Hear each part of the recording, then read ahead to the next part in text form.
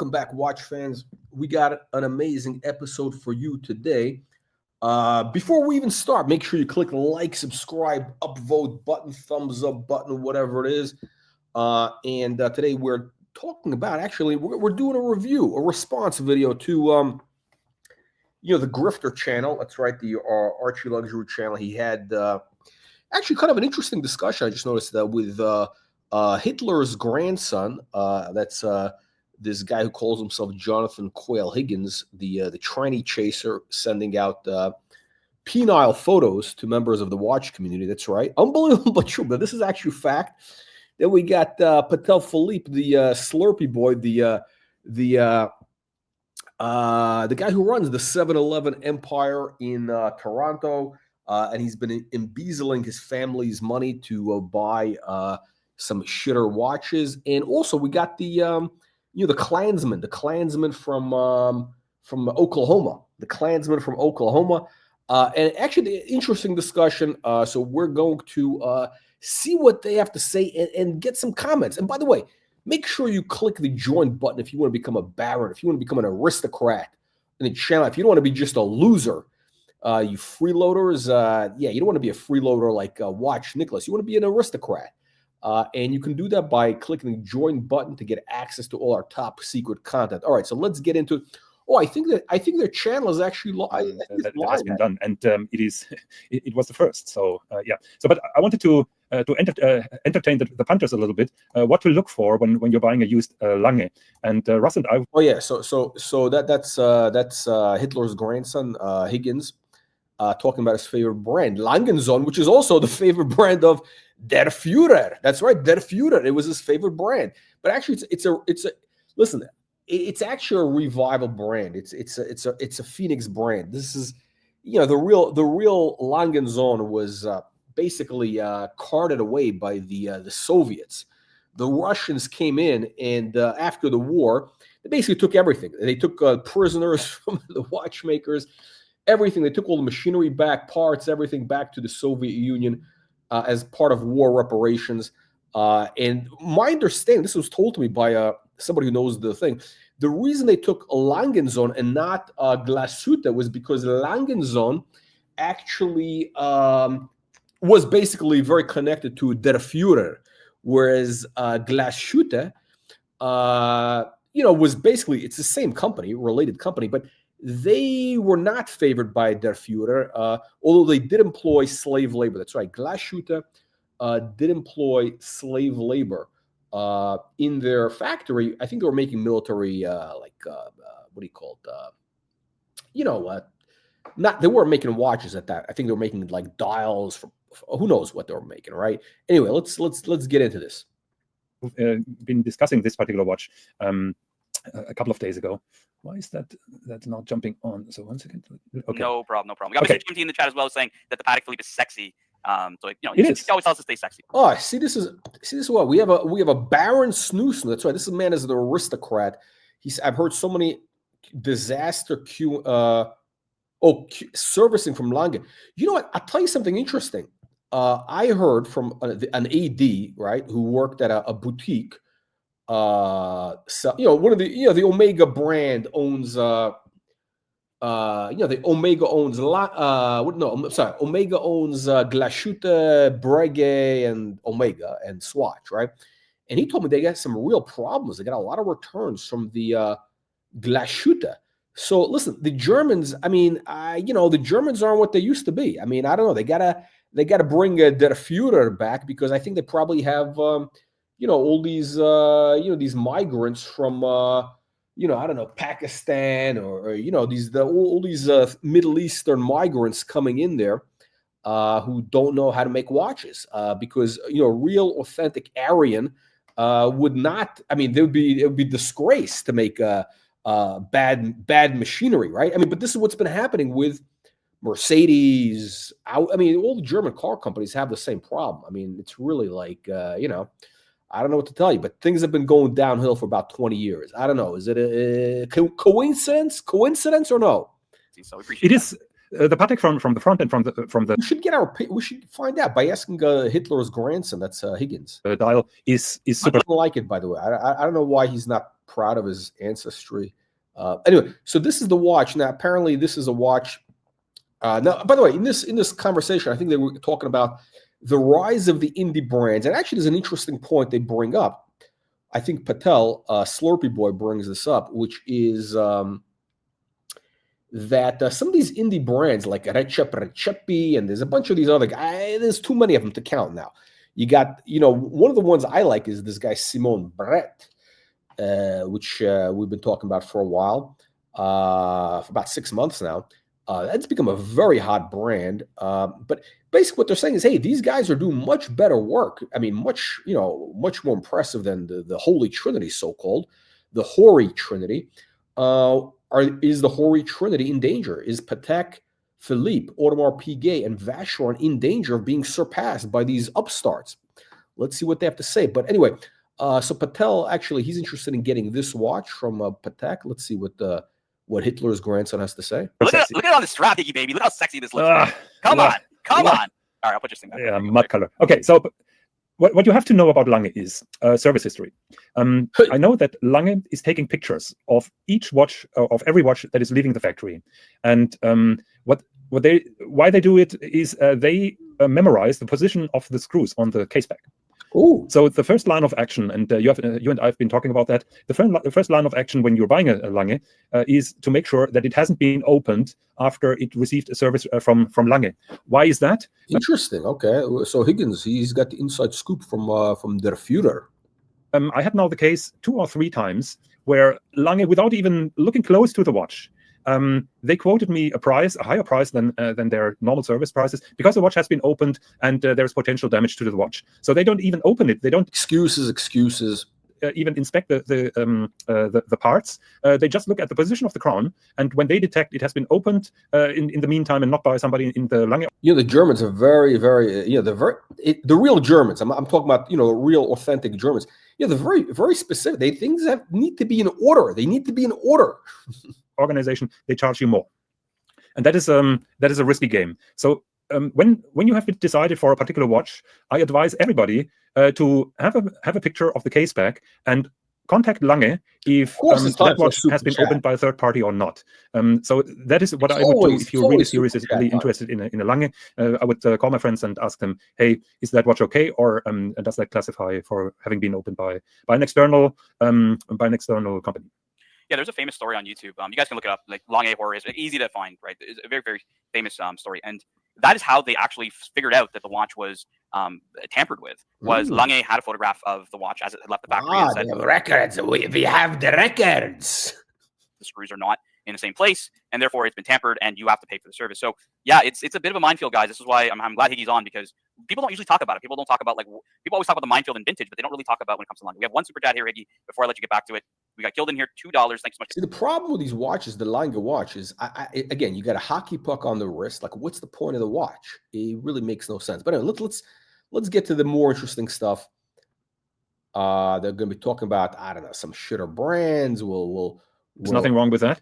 I was just showing this because, in my opinion, it's one of the most beautiful watches introduced in 2024. Naoya Hida, a very small company from Japan, and now they have the two-tone steel and rose gold, and they improved the moon face. Now it has lapis lazuli and the gold moon with a smiling face. Previously, I'm sorry, I don't understand this watch. This is again one of these, I'm sure it's interesting. This was old gold colored, which was not big fucking discovered Breguet just recently. Watches are like this. I mean, but I don't get this. This is ridiculous. This is ugly. Seriously, this is disaster. I mean, again, the Higgins wouldn't know anything. Oh, they're talking about the Breguet. Speaking of shitter, lug design that they showed me on the enamel piece that I tried on at watch time, and that was my only gripe, was it felt a little too flat. But I love that moon phase. I think that's really cool. Yeah. Obviously, Breguet hands. Yeah, the problem is, okay, hang on. I think he talks about this. Hang on, this is interesting. Hang on. Let me see what the Slurpee Boy has to say. Yeah, but you don't have one now. You do. You don't have not at the moment. Yeah. No. I didn't think so. So does it fit flat on the wrist? Like, how does it fit? It is those lugs make the watch sitting flat on the wrist, but that makes it also gain a little bit of size, if that makes sense. It's a fucked up watch, is what they're trying to say in diplomatic words. The problem. Oh, look at this. Oh shit, this is some sort of fugazi money. It's not even real money. but I don't even know what this money is. What kind of currency is this? What kind of currency? This is probably like some sort of rupees. This is like 20 cents or something. What is this currency? We don't know what this currency is. It's got to be like, it's like the peso cannon. But okay, we got the peso cannon. Yes, you are an official. Actually, you really have to join the channel at $4.95 a month to become a baron, to have access to the channel. But what they're talking about is the Breguet, and this is my problem with Breguet. You know what it is, guys? Here's my issue with Breguet, and this is the word I was looking for. I'm going to articulate it in 5 seconds, right? You have, for example, in the world of antique furniture, right? You have your, I don't know, Louis 15, Louis 8, what, 18th century French furniture, stuff made in the 1700s, stuff made in the early 1800s, quite valuable, right? Especially late 1700s, that I forgot which period, but Louis, whatever it is, very valuable, right? And then you got what's called a reproduction furniture. That's right, reproduction furniture. You got these lowlives in China, Egypt, and like Mexico who make fake French furniture that looks kind of like, I don't know. They got a lot of the ormolu, the bronze, the bronze finish. It's all fugazi. It's all cheap garbage. It's made in like, I think the Egyptians used to make it. Now the Chinese make it. And if you go into any area, if you walk around like tourist areas in big cities, for example, you walk around the Midtown Manhattan, like I think on 57th Street, they have a couple of these stores. They got the big chandelier there. It's always a big retail store. They got like a lot of, it looks kind of like it's expensive furniture or antiques. It's all fake. It's all reproduction furniture. And that is exactly what Breguet is, okay? The real Breguet was done in the late 1700s, I think early 1800s, right? And basically what they're doing now is they're doing a reproduction of, a 250-year-old design. That's right. So these cocksuckers at Omega, they're doing a reproduction. And that is my issue with Breguet. I think in the 80s they could do it a little bit because Daniel Roth, it was originally, okay, whatever. We'll give him a pass. But, at this point, basically people are all excited. But this is, it's hard to say. I'm almost willing to give him a pass a little bit because the work is so beautiful that they were doing that it's good that somebody's kind of doing it, but it's a revival, basically. It's kind of a revival and with a little bit of modern technology. And I think that's dishonest. It's basically a reproduction furniture. I hate reproduction furniture. I only want to that's why I'm against all these fake, these vintage watch redos, these the revivals of, a watch that went out of production in the 50s or 60s or 30s, Hamilton, whatever. I don't want a reproduction watch. I want the real deal. I want the real vintage product. Otherwise, we're living in 2025. I want a modern product, okay? And Patek, other brands, they do beautiful work. Okay, let's see what these bukiaks have to say. Send it to myself or something like that. Guilloche, if you like the way the watch looks, also the standard dial is good. My recommendation would be have a white gold with a black dial. I actually look, if you're going to have a Langenzon, you need to have the black dial because that's very, how shall we say, very Nazi-like. It's very, the Führer would have approved. No, seriously. I mean, it was part of the whole Nazi aesthetic. No, really, I'm serious. By the way, the Nazis had good taste. I mean, seriously, if you look at their uniforms, they had the best uniforms. I mean, the Germans had the best uniforms in World War II. I mean, they were sharp. They were into the whole leather thing, the whole leather trench coats. I mean, this is, if you're going to go, look, if you're going to have a Lange, you got to have something that looks, something that Der Führer would buy as a gift. This watch fits the bill. And it's white gold or steel, which again, they're not going to do yellow gold. It's more austere. It's more Germanic this way. Is the white gold with the black dial or is it the silver dial on the white gold from what I remember on that one? I don't know that. Maybe it's a platinum with black dial. I don't know the policy. Actually, Marco Ferrante bought one of these recently. I'll show you the one he got. Traditional. He got it with a blue dial. It's a more limited version. The Pillsbury Doughboy. The Taliban beard. Also, please do not Google Operation Clausewitz. Thank you. Right. Oh, we got this is the traditional that Marco Ferrante got. Okay, so the Pillsbury Doughboy with the Taliban beard bought this Vacheron, which is You know what? Actually, it's a nice looking watch. I think it's a little bit big. I think this one is like it's. I think they make these Vacherons like too big, like 40 something. It's over 40 millimeter, which is too big for a dress watch. But then again, the Pillsbury Doughboy would know that. I mean, he puts this on his chubby little hands. It's probably more. It probably is better look for him when he goes to visit. What's his name, Uncle Curly. Who we're going to call now, officially, we're referring to Curly as Don Corleone. Don Corleone. Don Corleone. I'm going to put this now. Curly is... Let me put this. That's right. That's our new name for Corleone, and he is the Don of Chomoville. That's right. He's the Godfather. The Godfather.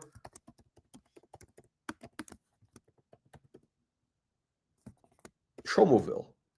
Chomoville.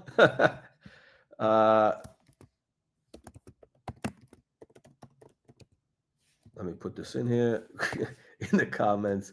Corleone. I love this. This is great. I feel like I'm a genius. Hang on a second. There we go. Don Corleone. Don Corleone. Allora, il Grand Cafone del Chomoville. Chomoville. That's right. He's the godfather of Chomoville. Okay, let's talk about the Chomoville watches. So yeah, this watch is too big. The hands are beautiful. Marker. I mean, it's a nice watch. The dial. I mean, the problem I have with this is if I'm going to buy like a dress watch like this, I'd rather just get a Patek. Oh shit! What happened? What happened?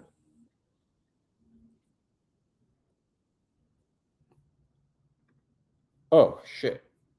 What happened? What happened? What happened? There we go. What happened to our stream here? Hang on a second. That's right. Yeah. So basically, so if I were to get, let me pull this back up. If I were to get, the problem I have with this watch is I'd rather get a 60s Patek for about $7,000, which is the real deal.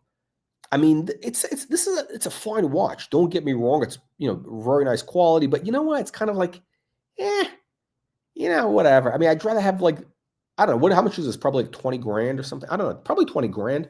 I'm sure he gets a big discount, but it's probably about $20,000, $18,000 retail, 60. I don't even know. I don't really care. I'd rather get the real deal Patek because that's gonna. I think that I want the authentic product. I don't want some sort of reproduction. My only beef with what you said is the term better, right? And I'm gonna explain why. I'm gonna use the analogy of cars here.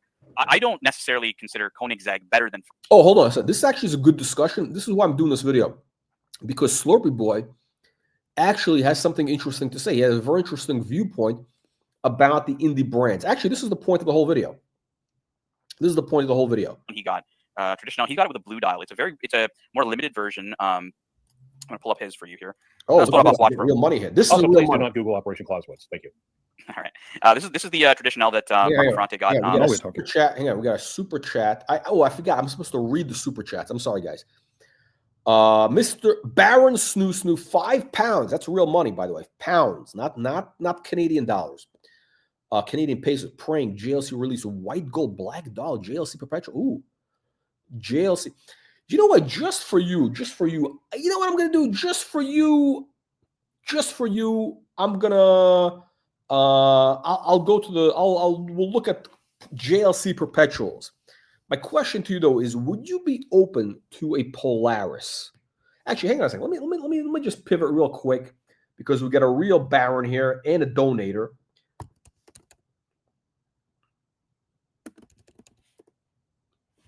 Let's pull this up real quick. This is what we do. This is what we do here for the aristocrats, not the peasants. The aristocrats get white glove service. Okay, so as you can see here, JLC, you can get a perpetual starting as low as $7,000. That's right, $7,000. You can get this.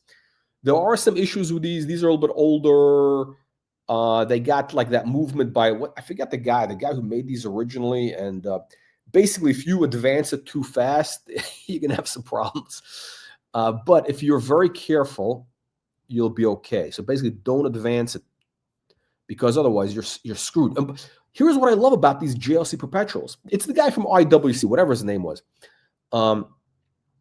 What I really like is they got the year. They got the year in there. So it's like that's great. I love that. That means it's a real time machine. It's legitimately a time machine on your wrist. I mean, you can wear this for 50 years and it'll be telling you 2075, assuming the watch works. This one looks, it's a little, something's happening with this dial. I don't know. What happened with that January? I'm zooming in here. Something is going on with those. Yeah, I think something, I don't know, something's, whatever. But you get the idea, right? This is not bad. I mean, just to show you that you're going to have to set aside, I'm just telling you right now, anytime you buy one of these watches, you're going to have to set aside, let's call it a couple of grand for servicing, because most likely they've never been serviced and you're probably going to run into an issue at some point. It may not happen in the first year or whatever. It's kind of like buying a Bentley, a used Bentley, The price might seem cheap and you're actually getting a good value, but you can't buy the car if you're broke because, you may have something catastrophic. It's very possible something catastrophic could happen. I mean, again, it's a number. You never know with any cars. I mean, Mercedes also, but you never know. So it's like you got to have a couple of grand set aside. I think these, by the way, are very cool. It's a manual wind perpetual, and they do make this in gold. I've seen this for about 16 grand in gold. It's big, which it's got the deploy. Again, this is steel. I would not wear steel. The gold one I've seen them for like about 16 grand. It's 8-day manual wind. Again, it's manual wind, which I don't know. It could be interesting because you have more of a relationship with a manual wind watch. I know that sounds corny, but yeah. Okay, so this is you got these models, which are kind of cool. This is kind of that new neo vintage. I would get this in gold, not white metal. Excuse me, not steel. So basically, you got something like this, which is kind of cool. This one has bad condition issues. You got you got this one. I think it's a little price. Hey, by the way, these watches were like $9,000 2 years ago. So I mean, I don't know. I don't like this big increase. These things were like 9 grand full set 2 years ago. So it kind of bothers me. Yeah, I mean, like, I don't like this. I don't know. There's been a big increase. Big increase in these. I mean, seriously, like this, you could have gotten this. I think, what do they call the Dr. No? Not this one. The Dr. No or something like that. I never saw the movie or whatever it is, Dr. No. But I think these were like 9 grand. The problem is it's steel. I'm not going to wear a steel watch as a dress watch. So, but hang on a second. Let's get into.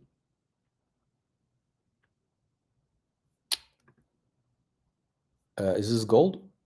Yeah, rose gold. Okay, so look at this. This over here is the. Wait till you see the case. Can we see the back, the movement? Again, like this type of watch, if you can get this for like 14 grand, 12 in gold, I think it's actually worth it because it's very unique. Very unique. Let's see. Let's see.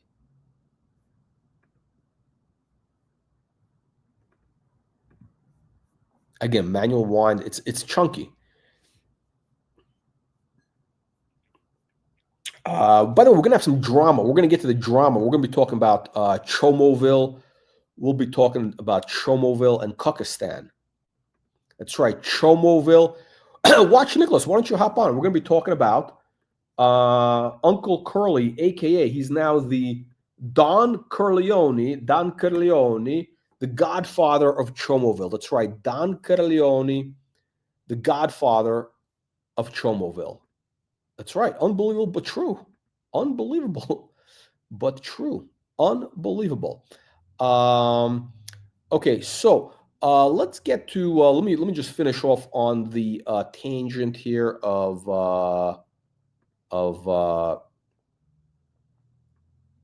the perpetual, and then we'll go to the drama stuff because we're losing people. They don't want to hear the watch content. They're here for Chomo talk and groomer talk, and we're gonna have a lot of groomer talk. By the way, this is actually kind of cool. Also, platinum. Very few of these, but there's no display back, which kind of is I don't know. Okay, this is I actually had one of these on the wrist. White gold gray dial. It looks better in person, but these were like 22 grand or something. A couple years ago. New. How can they sell them for more? I mean, these prices don't make sense. I love this rotor though. Look at this rotor. The modern rotors that JLC does. I love this rotor. Beautiful rotor design.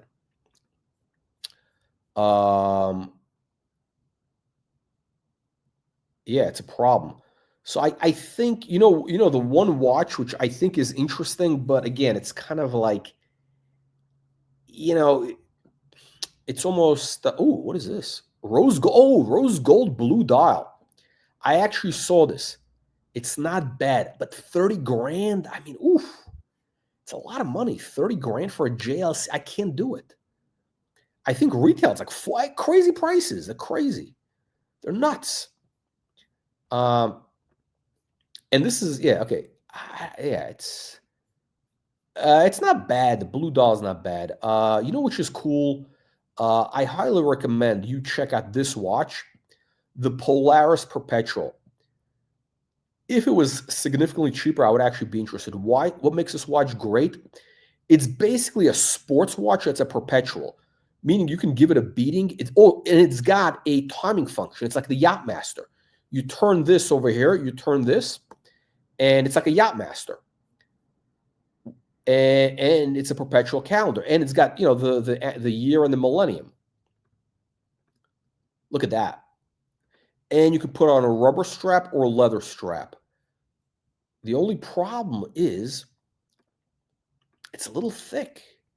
I mean, it wears like a Rolex. It wears like a Sky Dweller almost. It's a big watch. It's like a 40. I actually had on the wrist. It wasn't bad. I think it's like 40 millimeter. They maybe 42, but it was okay. It was okay. I could barely get away with it. This watch is interesting. If prices dropped a lot, I'd be into it. Okay, let's get back to the Chomos. Yeah, blue dial, very nice, right? It's the same watch. It's just different configuration of it. Okay, Rich mentioned. I think it's a great choice. You wanted a high quality piece for not too much money. I mean, Vacheron's gonna have a Geneva seal. Like it's up there, man. It's respectable. So still, the LUC is much better. It's basically, let's be honest, it's basically a Movado. Yeah, honestly, I don't have to have the blue dial in this one, Rich Mitch. Like I prefer the rose gold simple opaline dial. But yeah, hey, other people, it's whatever you like, right? Whatever colorway you like. But I just think it's for that price range, the 10,000-ish pound range is pretty good. I have a question to the Rancher. Rancher, do you think that actually, I'm not into this watch, but one of our aristocrats. Well, actually, he's not an aristocrat, but Bruce Lee, the Hong Kong collector, super collector, he loves the IWC Da Vinci ceramic. He was raving about it. He was talking about how important it is and the whole whatever. It's the first ceramic watch. Blah blah blah blah. The Bell & Ross is garbage. Carbon fuck that. IWC, I've seen a watch. It's a funky watch. It's not my speed, but the Bruce Lee, the super collector, he's very he thinks it's a great watch and it's cheap. They're like very cheap right now. He thinks it's a great value. The Holy Trinity is still valid, holds any value? Well, I think it was invented as a marketing term, and I think okay. So this is interesting, guys. Okay, here comes the good part. So these the three musketeers, the three Boukiaks, they're going to be talking about the Holy Trinity versus these upstarts. That's right, these upstart indie brands. So we got Clivers, aka the Klansmen.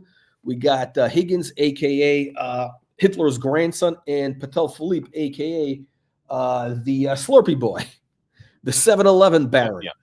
It's only like a nerd term, Masturbates basically. in Slurpees. I mean, Higgins, you were selling watches in the 80s. Was that a What term about used the back then? market? Like, was that a term used? It in the was, but that is exactly my point. When I started selling watches in the 1980s, yes, I'm that old. I started in 1985. There was the Holy Trinity, and there was nothing better than the Holy Trinity. There was no Richard Mille, there was no Gröbel Fosse, there was no. You know what's better is Ladyboys. This guy loves Ladyboys. I think one of his favorite movies is Anal University. That's right. We saw that. That's part of his downloads. Anal University. I remember. No, Recep. He's the professor. He's Herr Professor, Herr Doctor von Anal University. There was nothing that was better than the Holy Trinity. And today we have so many little small companies that are performing so high that make better watches than the Holy Trinity. Okay, interesting point. So Higgins is basically saying that, yeah, the problem is when he got started back in, again, these are all boomers, old farts. And when Higgins got started in the 80s, the top three, everybody knew just Patek, Vacheron, and AP. And you didn't have all these independent brands, but now these guys are making great quality stuff. It's artisanal, it's unique, it's very innovative, and that's the big deal. High innovation, and that's taking away the spotlight. It's all of a sudden like, hey, you got so let's see. So Slurpee Boy is going to bring up an interesting point, by the way. And that is why, in my opinion, the Holy Trinity has no value at all in our time. My only beef with the way you said is the term "better," right? And I'm gonna explain why. I'm gonna use the analogy of cars here. I don't necessarily consider Koenigsegg better than Ferrari. Okay, Ferrari makes high-end cars too, like very, very high-end. That you would say are hypercars, like a Koenigsegg is. Like Koenigsegg makes hypercars. That's their brand, right? When you say better than Patek, let's use Recepi. Yeah, better finished right, overall. Right, but a Recepi is also triple the price. Let's not fuck around here. How much is a Recepi? Let's also read the super chat. No, we did. I already got it. We did? Okay. Yeah. About the traditional guichet? I already got it. Yeah, I already did. Okay, the Recepi is like what, 150,000 euros? Like, what's a Recepi? Okay, so basically, Hitler's grandson is saying that essentially the Holy Trinity is essentially it's meaningless now, because now you have these incredible brands. You got, again, I think one of the better ones now, which is the Simone Brette. You got this Recepi, which I think is garbage. But I don't understand a lot of these. Laurent Ferry, not Laurent Ferry. What's the other one? What I'm talking. There's a bunch of these guys. To me, they're like, the only one that I think is interesting is the Simone Brette. But it's okay. It's whatever. It's no, it's like, okay, it's beautifully made. Who cares? Okay, next. You got FP Journe, which is kind of, but FP Journe is not even considered that independent anymore. It's kind of like you got all these upstarts. And Patel is saying, hey, it's like in the cars, you got kind of, the supercars, like you may have Ferrari, Lamborghini, which are a couple $100,000 or whatever, but then you have like Koenigsegg, or you have something really exotic that's like starts in the seven figures, like Bugatti and whatever. And even Koenig, I mean, stuff beyond that. Be Chronomet Contemporain right now. I think 120. It used to be 60. Okay, it used to be 60, but it's not the point right now. And to even get one on secondary market, it's like 300, probably 600, right? Like, okay, that's where I start questioning this whole Recepi, $600,000. That's a garbage watch. Better, because you're paying 6 times more than that the price on some of these watches. Yeah, but 6 times retail. Can you imagine that? A premium of 6 times? I mean, it's a recipe for disaster. People are getting carried away with these stupid indie brands. They really are. I mean, I think this is a massive bubble. Okay, now we're going to an extreme example, but you know that Lange and for example Chopard LUC, they have a similar or better degree of finishing for a similar price. Yeah, that's where I'm going to tend to agree with you. Like Laurent Ferrier, Elie Chopard. Like, yes, I would agree in those areas that yes, there are. Oh, I see what you did here. That's right. No, that's right. Anal University. That's right. Anal University and Ladyboy Academy. By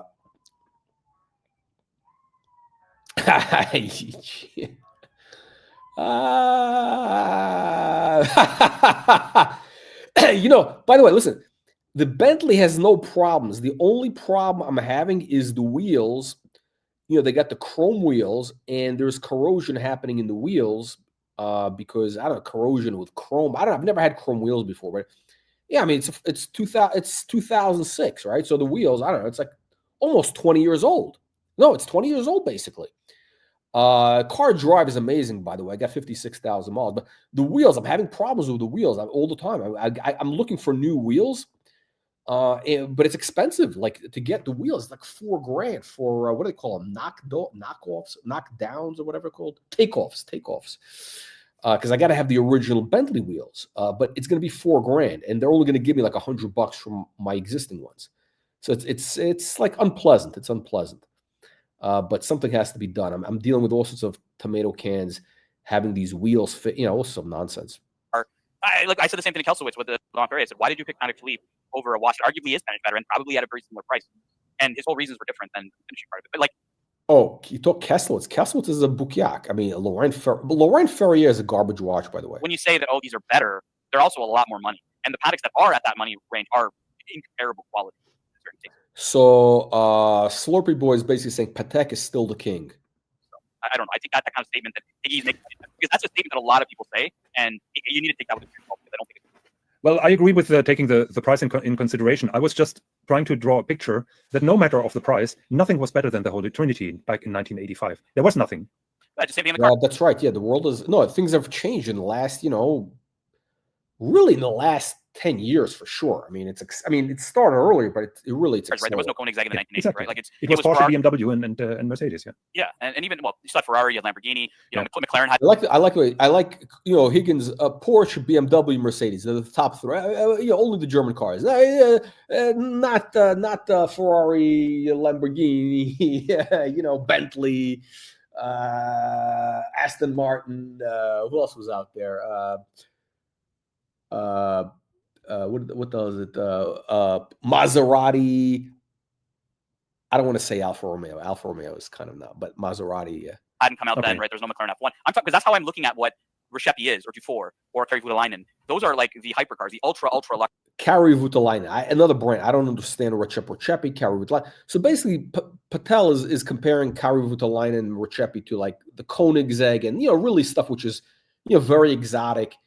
Non-mainstream, whereas the other stuff, the Pateks, all that is kind of like your Bentley, your Ferrari, whatever. Luxury shit, right? Like it's in a different category than the Trinity. That's why I don't even think it's comparable, because a hypercar is not comparable to a supercar. They're completely different ball games. Okay, hypercar versus supercar. I agree in the sense that they didn't exist at the time, but I don't say that you're really comparing apples to apples. You were saying something about Rolex. What were you mentioning on the Rolex side? I forgot already. Sorry. Well, I mean, Rolex is a good comparison. Rolex has always been compared to Grand Seiko. And Grand Seiko arguably is better value for money than Rolex is in certain cases. People say. I don't agree completely with that either. But what do you think? Would you say Grand Seiko is Rolex money for a cheaper? I mean, come on, you can't compare. You just can't. Forget about. I don't want to hear about movements. I don't want to hear about the movement story. People are buying the emotional design. It's kind of like, you can't. I mean, you can't compare. It's like a fucking Grand Seiko. I mean, Grand Seiko is like a Toyota. I'm sure it's very reliable, but it's not a Mercedes SL. Convertible SL. Price, or do you think that even holds true today? Well, it's really hard to tell, especially since Grand Seiko keeps going up in their price constantly. I think it used to be Rolex money for a, maybe even higher than that. I remember someone gave me a, small baby gets wiped 235 SB GW 235, and it's a Grand. Actually, it's no. Okay. Oh, by the way, so Clive, aka the Klansman, he pulls out. He's showing off some of the watches from the Clive collection. And he's got a Gerard Perregaux. This is like a 1950s, I think early 50s, it looks like, right? And, again, Bruce Lee is a big fan of Gerard Perregaux. He had something interesting to say, which is like, why is Gerard Perregaux, nobody cares about Gerard Perregaux, and they care about Patek Philippe, He's basically saying it's just luck. I mean, Gerard Perregaux is, just as good. They make complications. It's been around just as long. It's really same thing as Patek. It's just somehow Patek got lucky with marketing or whatever, and that's it. But it's an interesting watch. I mean, this is Gerard. He probably paid like $3,000 for this watch. It's a little too. For me, the issue with again, it's a nice watch for $3,000, great value, all that. The problem I have with these 50s watches, I think Clive is it's a little bit too boomery for me. You know what I mean? It's a little too boomery. I think the way the world is going is the cutoff point is like the mid 60s, space age, John F. Kennedy era. Okay, so I don't want anything before Kennedy. Okay, so this watch is kind of that 1950s Eames era. And, the Eames stuff is out. The stuff that's in is space age, like, what's his name? Werner Panton. Panton? Whatever, you know what I said. But, stuff like that in the 60s, space age, stuff like that. So it's a little too precious, the guilloche, the whole thing. Very nice watch. And the sword hand, it's a little too... I think what's going to happen is it's going to look a little bit old-fashioned for people in the future. But you know what? If you put this on a suede strap, it'll wear like a younger watch. I mean, it looks a little too formal here. And then, okay, now this is interesting. So then Clive whips out his boomer watch. Oh, fuck, Clivers, you got it. The Yep. patina is fucking nice, man. Like, it's clean. Yep. Like I said, but at one point. Okay, so I hate this stuff. Okay, he's got the tomato can Rolex Submariner. And, by the way, I think this whole thing with a vintage Rolex is way, it's, I think it's done. I think it's done. I think with a vintage Rolex, it's just stupid. First of all, these are just busted down tool watches. It's almost like you're collecting old Stanley tools. And again, these people are raving, they're masturbating over this watch. I mean, they're like jerking off over it. I mean, it's just an old busted down watch. It's missing the little pearl. It's all faded and everything else. And they're talking about the loom and this and that. By the way, so I just want to mention one thing. The problem I have with vintage Rolex, when I talk about vintage watches, I almost never put Rolex in that category. And the reason is this. The reason is when I talk about vintage watches, I'm generally talking about precious metal, dress watches, stuff that's elegant. I'm talking about elegance, okay? I'm not talking about old tractors, okay? There's people who collect old trucks, old tractors. It's kind of like the difference between collecting a 1960s Ferrari versus a 1950s pickup truck, okay? Do you understand what I'm saying? That's kind of the difference. The Rolex is kind of the pickup truck, the Chevy pickup truck. There's people who collect that. I mean, they like that. They like the old beat-up truck. They love it, and it drives. There's a lot of very wealthy people, especially in Texas. They love driving old beat-up pickup trucks. Sam Walton, guy was a billionaire. He drove a busted-down Chevy forever. He was the richest man in the world at one point. Anyway, so the real problem I have with the Rolex vintage, I hate to use the word vintage, these old used Rolex, is it's a minefield of Frankenstein watches. And all these guys, they all claim to be experts.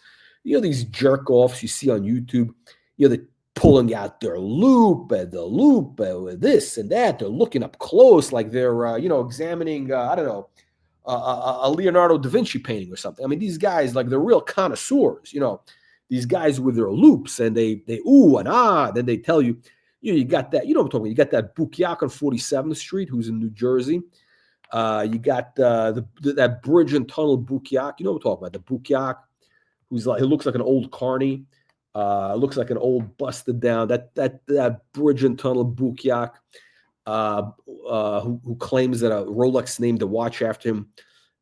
He's such a Bukiak that they actually called it the Bukiakli. They called it the Bukiakli watch. You know what I'm talking about? And then you got the other grifter in Miami with you got this Bukiak in Miami. I mean, think about this. You're in Miami. It's always hot and humid. And this Bukiak he's got this uniform of T-shirts and these denim, like, I don't even know what you call them. They're not like, they're like work jacket. It's kind of like, I think he thinks he's like a hipster or something. But you can't wear that in Miami, the hot fabric. I mean, you're going to be sweating with the humidity. Can you imagine how he smells? That guy smells like a fucking animal, probably. I mean, in Miami, you're supposed to wear a linen, maybe, okay? And I wouldn't even wear cotton T-shirts in Miami. It's disgusting, the humidity. This Bukiak with his the T-shirts and the hipster jackets. I mean, yeah, these guys don't know anything. Okay, it's a bunch of Frankenstein Rolexes out there. They mix in the parts. You don't know what's. I guarantee you, the guys who think they know, they don't know. Nobody really knows because nobody really knows. That's the problem. Nobody really knows because Rolex never kept records. And people are making it up as it goes along. You know what it is? It's kind of like, in the art business, when it comes down to like certain paintings, like old master paintings, they're not signed. Nobody's sure. Is it this guy? Is that? Is an old expression, which is, hey, if it looks right, it is right. If it looks right, it is right. Meaning, hey, it looks good enough, close enough. Okay. Whatever. Yeah. Is it, Rembrandt? Nah, it's not right. Whatever, as if it passes for a Rembrandt, we'll sell it as a Rembrandt. Yeah, I mean, that's basically the Rolex, these busted down Rolexes, they're the equivalent of a 46 GM pickup truck that's rusted down. I remember I dated a girl. I don't know, is that the word date? Yeah. And she drove, actually, this is kind of, I guess she drove a pickup truck, some sort of 1960s pickup. Apparently it was a collectible pickup truck. I don't know. She got this pickup truck somewhere, I don't know, probably from some other guy, who knows. But she drove this pickup truck I was in Marina Del Rey, right? And she would drive from Pasadena to me, and she would have to fill it up with oil, quart, one of those little quarts of oil, which, to get back and forth because the car would burn. And in the back of the pickup, she had a bunch of empty oil things. And I said, "What, does it make sense to, whatever? Oh, I like the truck." She was like an artist or whatever. It's a thing, It's a thing. But that's what that is. Yeah, Bukiak. That's right. That's the correct way of spelling it. Artem Pizdets. You're talking about Artem Pizdets? Magic City. What is Magic City? Is that one of the grifters? I can't. I don't think Patel came out. I think Patel. I don't think Patel has any original ideas. He's very good at stealing other people's ideas. He probably, just like he steals from the family 7-Eleven business. He's embezzling money to buy Pateks. He's been embezzling money for years. So these old Rolexes, guys, I'm telling you, this is, if you have any of this garbage, I don't care if it's a Paul Newman, it's $100,000 Submariner, red date, this day, blah, blah, blah. It's garbage. Okay. It's trash. Get rid of it. It's garbage. It's the emperor's new clothes. Don't be a sucker. Don't be a tomato can. This type of garbage. It's Bukiak material. Okay. Total trash. It's ugly. Let me ask you a question. Here's what you need to know. Here's kind of how you determine if the watch is any good. If you're wearing this watch, are you going to impress any hookers with this watch? Any strippers, hookers, other gutter snipes, debutantes, whatever? Okay, I guarantee you there is no female on the planet who will be impressed by this watch. They see you wearing this, and this is probably like, I don't know, this could be like a 20. I have no idea what this watch is worth. It could be like a 20, 30,000. I have no idea. Could be a $30,000. I would have zero idea. Maybe 20,000, 50. I have no idea. Zero idea, because it's got the original. Who the fuck cares? I guarantee any girl seeing you wearing this watch, it's gonna be like, see you later. This watch, see you later. But if you're wearing, well, this watch is garbage also. I mean, again, these watches, this is the best type of birth control. These watches are the best form of birth control because you're never gonna get laid. Nobody will have sex with you if you're wearing this watch. I'm talking about women and men. That's right. If you go to like one of these gay bathhouses with Uncle Chomo and OC and the dog trainer in Chicago, we're talking about Man Country Bathhouse. If you show up with this watch, and it is waterproof, right? Even those guys won't fuck you. Okay. It's that bad. That's how bad this is. Hang on a second. Let me pull this up. This is also terrible. By the way, this is what is it? This is a Milgauss that's kind of like a turnograph. Oh, and then Patel starts talking about the turnograph.